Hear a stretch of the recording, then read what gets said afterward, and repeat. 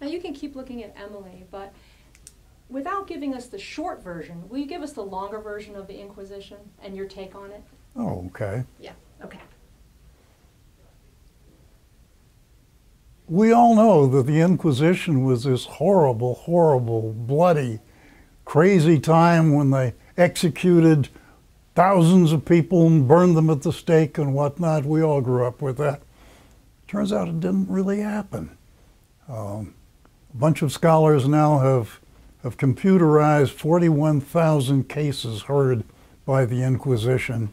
The records go for many, many, many pages of each one. And it turns out that the only people, for example, that the Inquisition executed or had executed for being involved in witchcraft were people who had burned witches.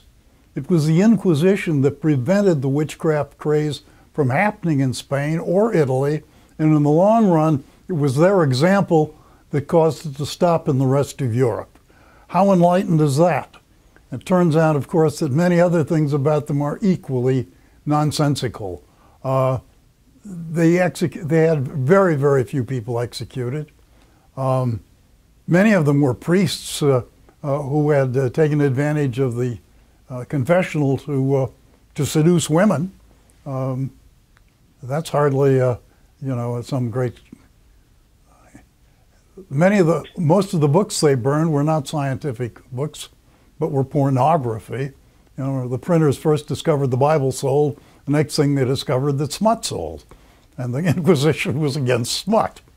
It was quite an enlightened operation, actually. They didn't torture people. Because they thought that tortured confessions probably weren't true. There's some amazing books that have come out, and they're not by Catholics.